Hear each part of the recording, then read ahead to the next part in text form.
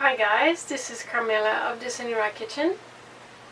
It's been almost a month since my last video, so sorry for not doing anything sooner, but we've been traveling. So we've been making our way from Arizona, where we spend the winter, back up to Canada, where we're going to spend the summer months. So yeah, so it's been about 4 weeks or so. Time for an update.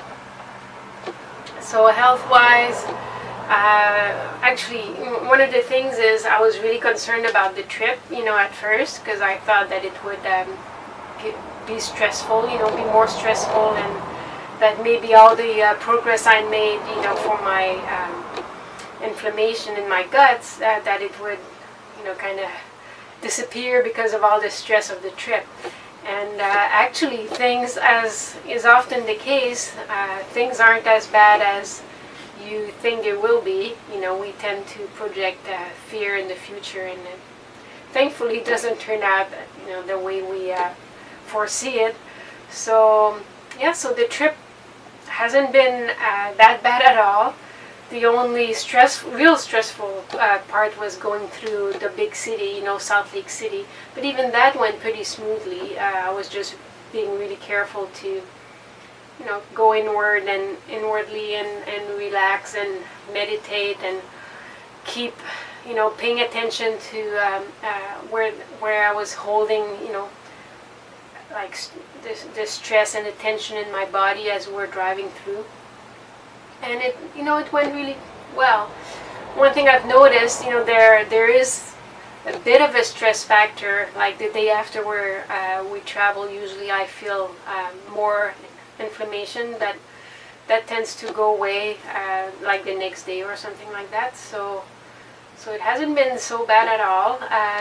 Something that was interesting that I didn't expect either. 2 days after we left, suddenly I started having trouble with the shakes that I've been doing these shakes for weeks now. I didn't, nothing but shakes for 7 weeks. Elemental shakes, so that's a formula developed by Ginny Patel Thompson of Listen to Your Gut, especially as a means of giving a break to the digestive system. And still get all the nutrients and the minerals and everything we need, so that we can be relatively healthy in the process, and also be able to gain weight. So I've been doing those for weeks and I had no problem. But all of a sudden I was like, gee, I can't imagine myself doing the shakes for another month, because my original idea was to continue until I got back to Canada. Because it's what seemed to make sense, right? That I wouldn't start eating food which would be more stress, for the body, until we were in less, we were safely home and not so stressed by the trip. But yeah, 2 days in, I was like, I don't think I can handle it anymore. So then, I decided to try adding solid foods again. The last time I did that, it wasn't too successful. I had almost immediately some intestinal bleeding, so then I went back to the shakes. But this time I thought, okay, I'm gonna, give it a try. And what I did, I used a muscle testing technique that I worked with a few weeks ago, that I first, started playing with, and it's been working really well. And one thing that I noticed that somebody pointed out, I had to really be careful of my intention and how I phrased the question. So I would ask, for instance, if this particular food or supplement would assist my healing process without creating more problems. And that's been key, because there are really deep patterns within ourselves, within our subconscious, of self-sabotaging, or there's this weird thing of doing things that aren't necessarily good for us, right? So I realized that I had, before, when I used the muscle testing, without specifying, that little thing of not causing more, harm or problems, I sometimes got yeses for things that actually turned out to not work out for me. So anyway, so just doing that little change has made a big difference. And so I did muscle testing for what food I could introduce, and interestingly enough, it's not something that's been in the there's a bit of phases that Jeannie suggests when you reintroduce food. There's a food chart, and she suggests, okay, you try adding this and that, and that's usually easy to digest for most people, and then you move on to the next set of foods. But what tested fine for me was actually sweet potato, even though according to the chart that should come much later. But I decided to just go with what my body was telling me, and so I did just a sweet potato for several days, and amazingly I had no intestinal bleeding, and that was such a relief. And doing research online, I found out that actually the sweet potato, I mean, I don't think it's a coincidence at all, but the sweet potato is apparently the most nutritious vegetable, and it's also very anti-inflammatory. So what are the odds of that, right? So, and actually I noticed by eating it, it's like the inflammation started to die down, and so it was totally counterintuitive. There I was, for weeks and weeks not eating any food, thinking that food was going to make more matters to be processed through my guts, and therefore more stress. And in actuality, eating the food has actually calmed down the inflammation, and I've had more energy, and I've been feeling overall way better than just on the shakes. So, and my thoughts are that overall the shakes, I don't think I had much of an option at that point, because I was down to 85 pounds. I couldn't absorb any nutrients. So I needed to have a way of, a way to still, consume, nutrients, give a rest to my body, and gain weight. And the shakes have been perfect for that. But I think there was still a component, there must have been something in there that was still creating the irritation. So anyway, so the thing too, when you transition for, food, you still, it will take a while before I can eat enough food so that I can have enough calories. And often, when you go transition from the shakes to food, it's not uncommon to lose weight, which is something I didn't want to do. So what I've been doing is cutting down on the shakes, and then upping, the amount of food that I eat. So yeah, so it's been doing really well. I think today is like day 18 or something of doing the semi-elemental diet. I'm doing sweet potato mostly, and I also and cooked, of course. I figure it will be sometime, probably not until in the summer, that I'll be able to have raw food, because it's so weird, because raw foods can be a major part of healing so many diseases and conditions. But that one particular thing that I have, where my guts are very, very compromised and very weak. In that case, raw food is like one of the worst things you can have, because it's harder for the body to process. So what an interesting challenge and situation that life has presented me with. But I can really see how it all fits in, and in a later video I will tell you more about it. But yeah, so cooked sweet potato, and also something that's been presented to me a couple of times by Life, and then I did research and I saw that indeed that would be a good thing, is rice porridge, or it's also known as congee.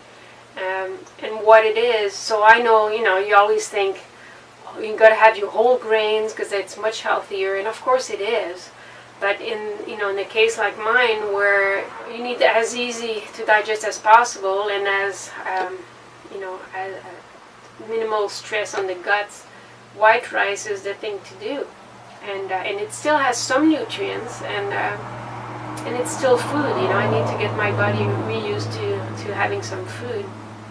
So white rice is usually the easiest. And when you cook it slowly in a slow cooker, it actually develops more nutrition, you know, as it cooks. So, and it's basically almost, you know, not pre-digested, but it's totally broken down by the time, you know, I eat it. So it's it's been really great. So it's super bland food that I'm having right now. Just a bit of salt and putting nutritional yeast, and that's pretty much it.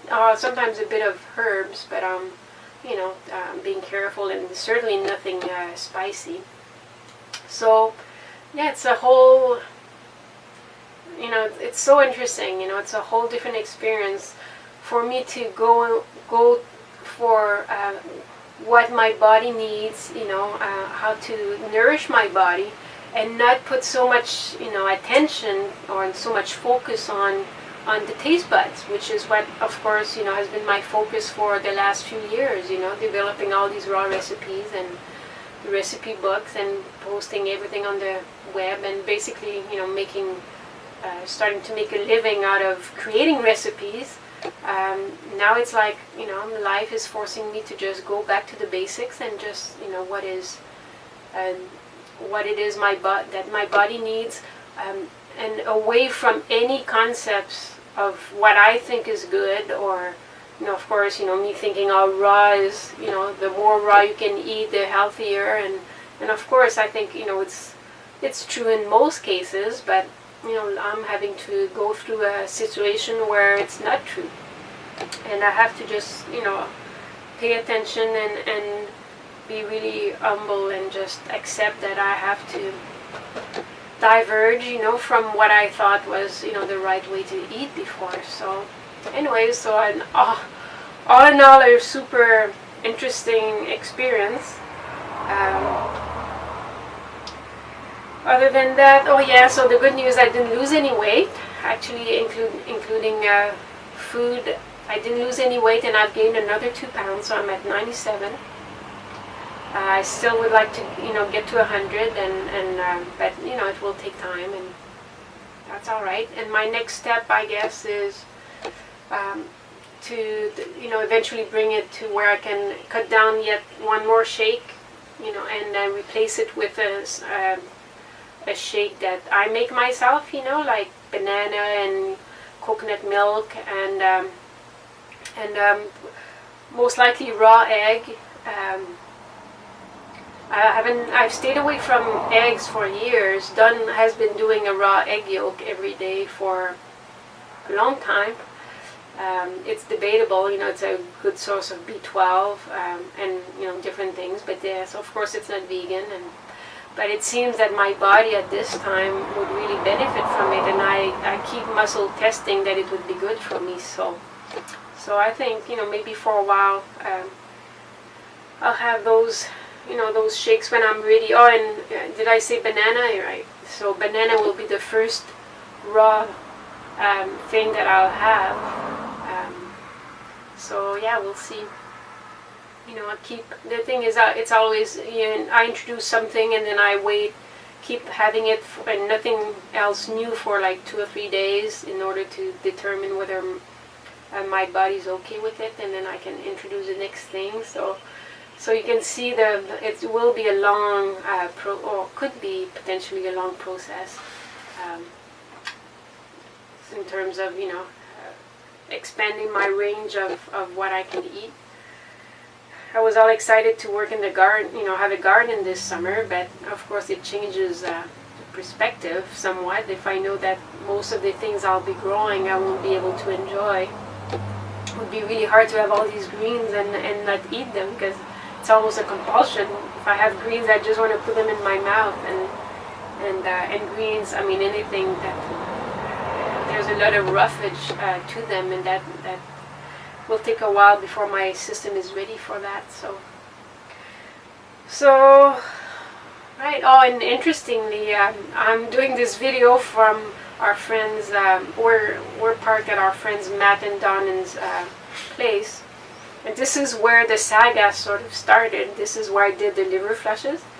So it's kind of ironic, you know, that we're back here. Anyways, I just thought it would be appropriate to do the video here. So we're here for another day or two, and then we're continuing north. We have just one more stop, really. You know, we'll stay at a campground, and then just rest a bit, and then before crossing into Canada. So we'll be in Canada sometime next week, and then once I'm there, I'll have some tests done by, because in Canada we're covered by Medicare. So once I'm there, I'll have a variety of tests done, short of a colonoscopy, which I don't intend to have done at all. It's very intrusive, and also it really kills all the bacteria in the guts. You know, it makes you squeaky clean before they can actually see anything there. And the thing is, I mean, I've been really working hard to reestablish my intestinal flora, so it doesn't feel right to just destroy everything just so I can know exactly where the inflammation is. I mean, I can feel where the inflammation is for the most part, and I don't think it changes anything. You know, the way to address it remains the same. You know, by killing the bad, bacteria, the infection with anti-pathogens or antibiotics. And I'm taking natural antibiotics, olive leaf extract, and wild oregano oil, and podarco as well, and then putting the new bacteria, with high quality probiotics. So yeah, so I think I've got the protocol pretty much down pat, and it's just to be persistent with it and be patient. And I'm just really glad to be having food, because you can imagine after 7 weeks of doing nothing but shakes, it's great to be finally having a little bit of variety and something to be. I thought I wouldn't know how to masticate anymore. It had been so long. So I guess that's all the big news. I don't know. You probably can't see her. I've got Miss Pooh on my lap right now. Little Pooh, hey, see? There's a Miss Pooh. Bet she'll be glad to be home as well and have somewhere stationary. She's been doing good, for the trip though. She was a bit stressed the first couple of days, and then, after that she got to be so good about it. The moment we opened the trailer, the door to the trailer, she'd be right at the door, ready to go outside and chill. So it's been good. It's always a concern that it's not too stressful for her. Cats being notorious for liking to have their own stable place. So, alright, so I think that's all the news. I'll have my recipe book sale on for a few more days, and once we're back in Canada, the hard copies, we won't be able to mail them anymore. So, I mean, from Canada it's a lot more expensive, so the sale, I think maybe I'll continue this sale on the ebooks a little bit longer, but the hard copies, they are only on sale for another 3-4 days or so. So if you were thinking of getting a copy at a discount price, well, this would be the time. And voila, that's it for the update. So I'll let you know how it goes once we're settled in. I hope that you're doing good, enjoying the spring, the sunshine, and everything that's coming to life at this time of year. So I'll be in touch. Love you guys. Bye for now.